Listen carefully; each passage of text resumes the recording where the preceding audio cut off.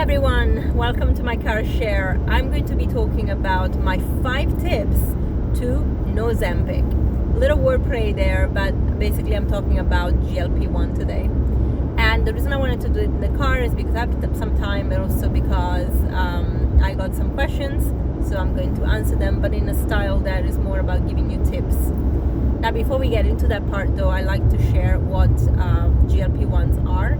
So you probably all heard or read somewhere about Ozempic, Mounjaro. Those are drugs that are given that were created historically for people with diabetes to manage the blood glucose. However, now they become much more mainstream, and what these drugs do is they basically increase GLP-1. Now, GLP-1 is a hormone that is made in the gut, and GLP-1 will tell the pancreas to make insulin, to take the glucose that is present into the blood after a meal into the cells, and will automatically also tell the liver to stop releasing glucose from the glycogen stores. So there is this double mechanisms because of this one hormone. Now, GLP-1 is one hormone out of many that are included into hunger management and satiation and so on. So we have ghrelin to tell us when we're hungry, we have leptin to tell us when we're full, and we need to appreciate that this is not something that is switch on and switch off. It's not just automatic. It's very well thought. Like the body does it automatically, and it does it mindfully, and it does it consciously. Like it was created to do it in a way that is perfect.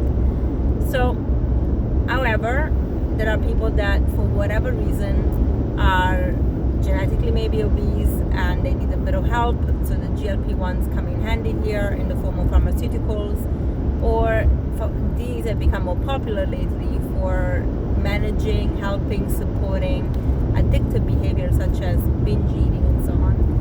They're under study still, so this is definitely not why they are on the market, but because of their popularity, this is how they're being used. So now, anybody that is overweight, this is meant to be for people that are obese actually, but everybody that has a higher BMI that they want, and by the way, BMI is not an accurate way of measuring our body composition, so not something we should definitely look at as a first thing, but anyway, the medical system is still at that. So if a BMI is high or deemed high, then people can be put on Mounjaro or Ozempic, and now a lot of white label companies are coming in because the patent for a brand name only lasts a certain amount of time, so I think it's coming to an end soon.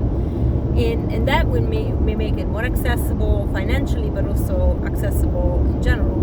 I know already people can get it on the black market where they don't even need a prescription, and they get these medications and they get them for weight loss. Now, these drugs were never created for aesthetics, so the side effects are not worth the aesthetics. And when somebody takes them for medical reasons, in studies, obviously, the studies have been done with the support of a whole system, exercise, right diet, and so on. In the real world, that doesn't translate, where people just take them without changing lifestyle, which is obviously a disaster, and why a lot of people that actually stop the GLP-1 medications are then gaining weight again and repeating the loop or feeling worse than before. So it is a very important topic to talk about. That's why I wanted to do this video, and I'm going to give you my tips. Now, when we talk about GLP-1s again, as a medication, the GLP-1 hormone will stay present into the gut a lot longer. This means that you're not going to be hungry, but also means that you are not going to be passing your food as quickly through the digestive system, so it slows down everything, and that alone comes with a lot of side effects. So what do we do if we don't want to take medications? And I hope you don't, and we have weight to lose, and we want to lose belly fat, and we want to manage our glucose levels and so on.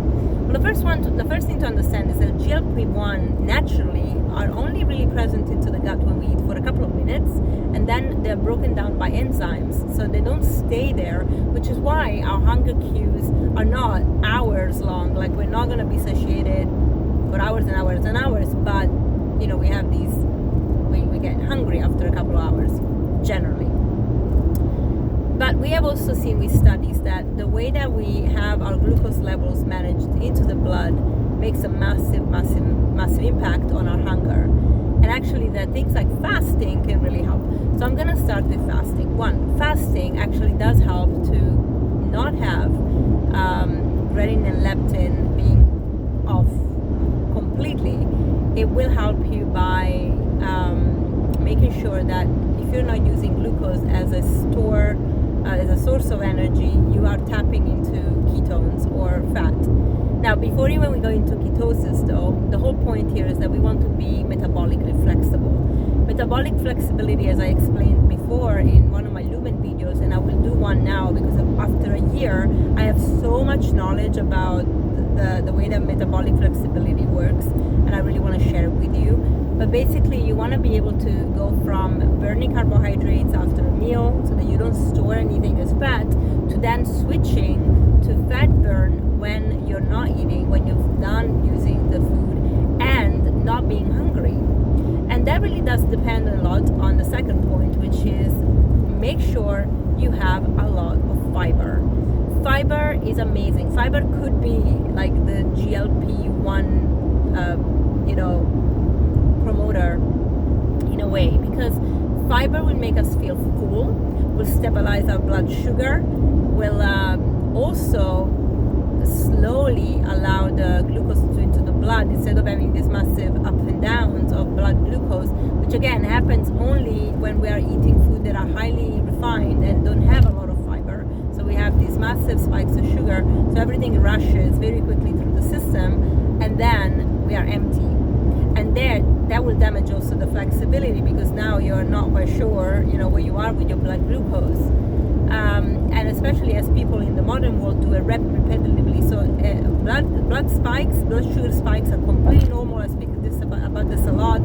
They're normal. We want them. They're a physiological response to food being into the system. That's not a problem. What becomes a problem is when we haven't paid attention to that, and we have these simple sugars, cakes, crisps, crackers, anything and everything that is refined without fiber, and we see this into the blood, so it becomes crazy. So imagine, we always say hormones don't like instability, they like stability, they like predictability, because they have to communicate with all the body, all the organs.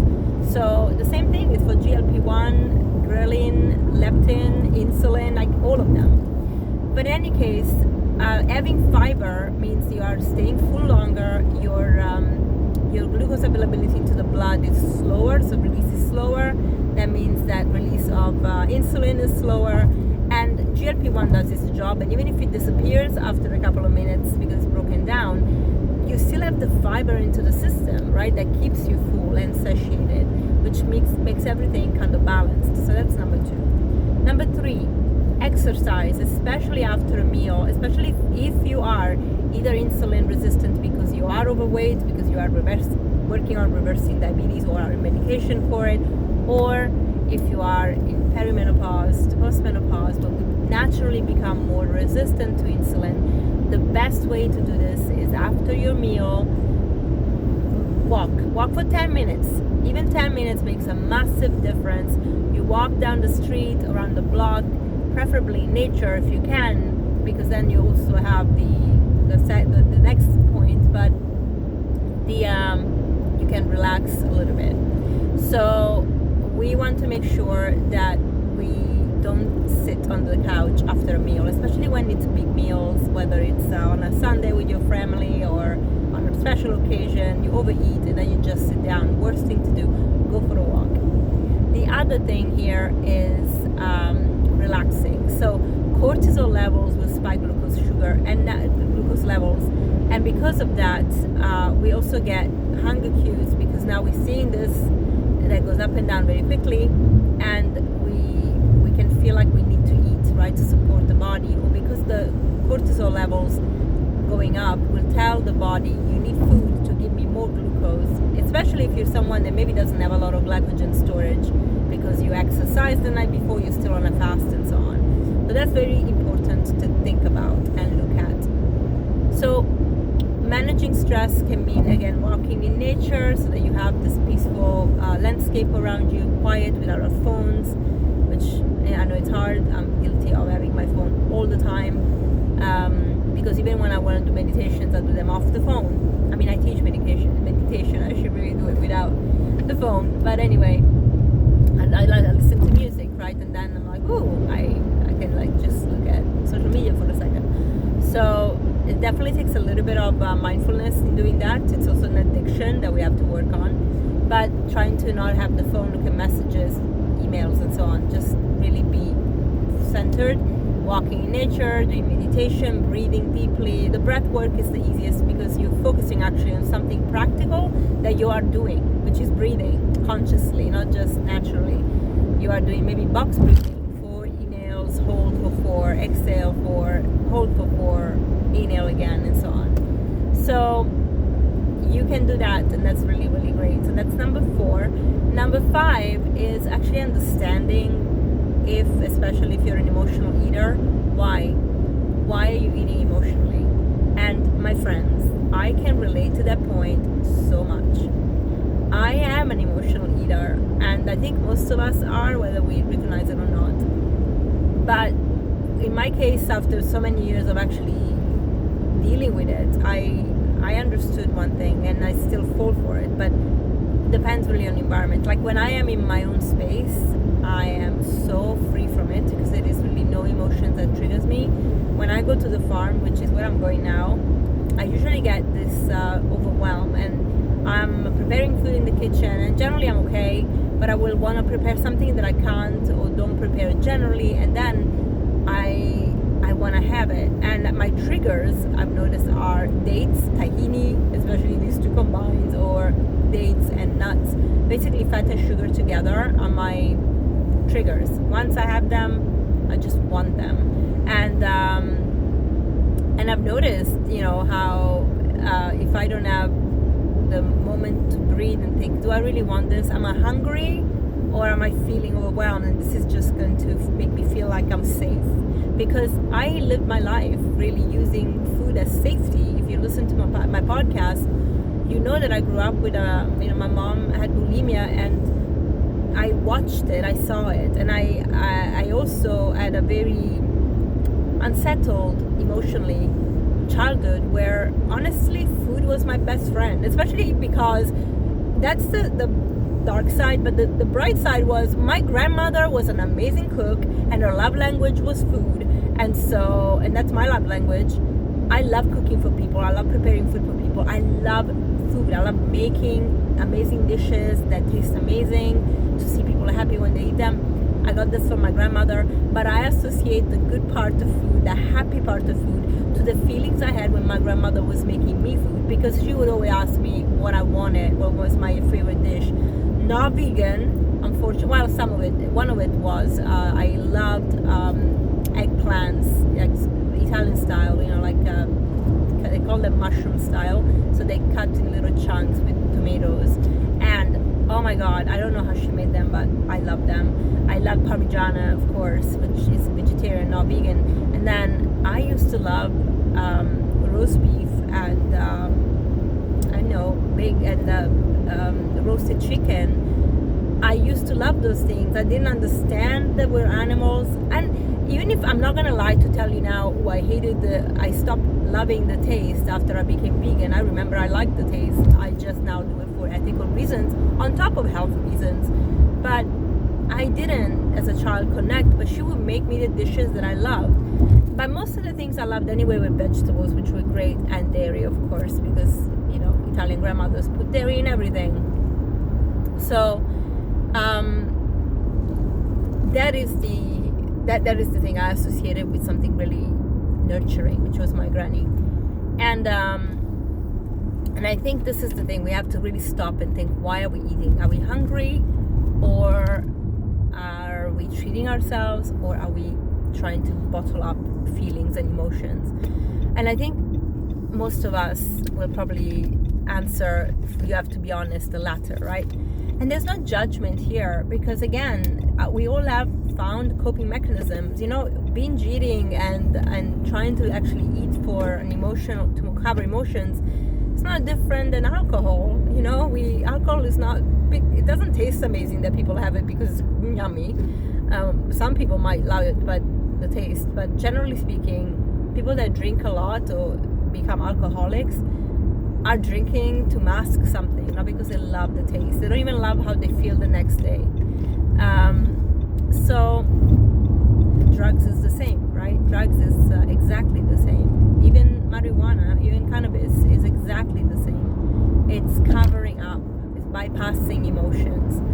So I want us to be aware of that. And this is, I left it at number 5, but actually it's probably the most important one. It's the first one. You want to ask yourself, why am I eating? Am I stressed? Am I feeling overwhelmed?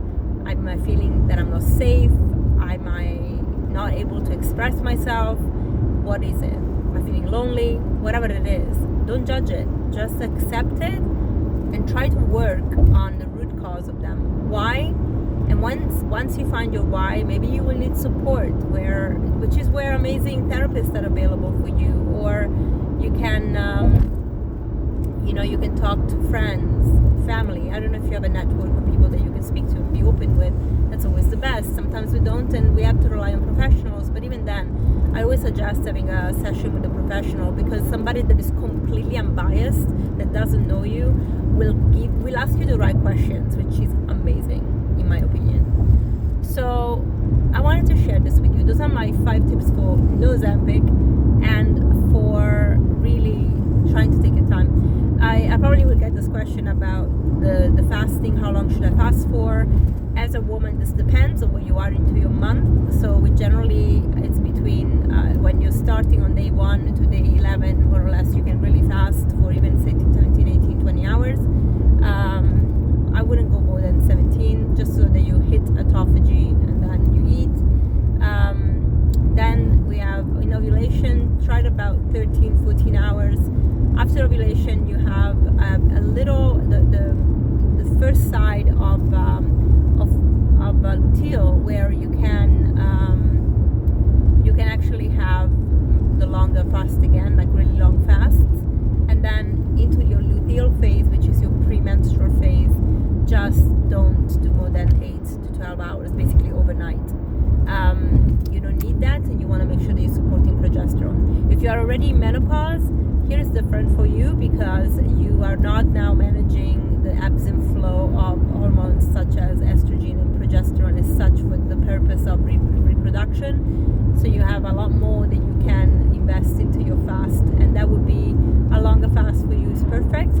On days where you want to support progesterone, maybe you just fast 13, 15 hours, and then obviously have foods that have more glucose, like sweet potatoes and quinoa and buckwheat, and fruits such as bananas and kiwi, mangoes, papayas. But generally speaking, again, when you're in menopause, you can really go for a fast, just like a man would.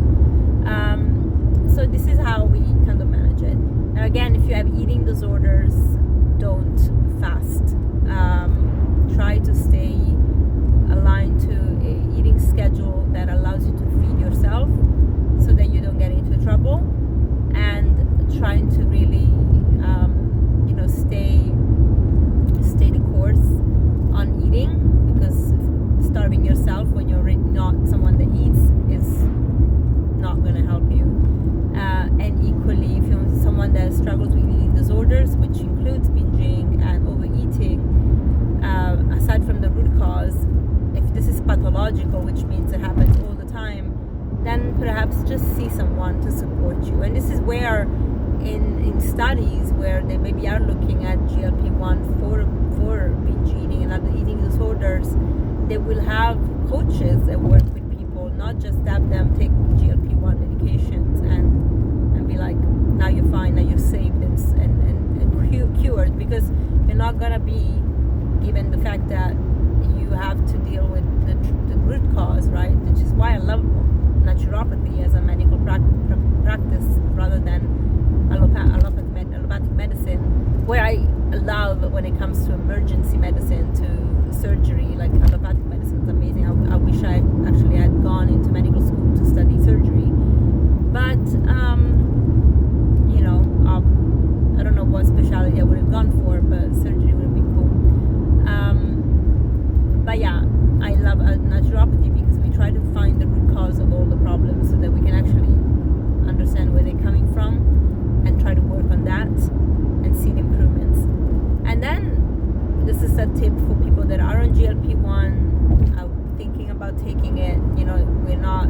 nobody's a nanny here to anyone, so you do whatever you want to do, and I hope that you are wise to do it with support and integrity and with a lot of coaching on the side. But no matter who goes onto GLP-1, even people who have diabetes, the whole point is to learn new habits, because a lot of it, unless it's real genetic, and that's very, very small percentage, the problem is it's not genes, the problem is habits, and our habits come from our family. So a lot of times you see people that are overweight and you look at their family and they're also overweight because they eat the same things, they eat the same way, they don't move, they have the same habits. So changing the habits is really, really important. So work with someone that can teach you new habits, a coach, a nutritionist, a dietitian, a psychologist. Try to really have even your whole family involved into coaching sessions so that you can talk about the options that come about and that make you feel better, with people that have tips to make you change, even if it's one small thing at a time. So I hope this was helpful, and if you have any questions or thoughts, or if you're taking GLP-1 medications and you want to share your story, please do, because this is how we learn from each other, right? When I look at papers, I'm learning from a very controlled set of people that have, again, all the stars aligned to succeed, versus our general population who lives in the real world, and we do things differently, and maybe we don't do everything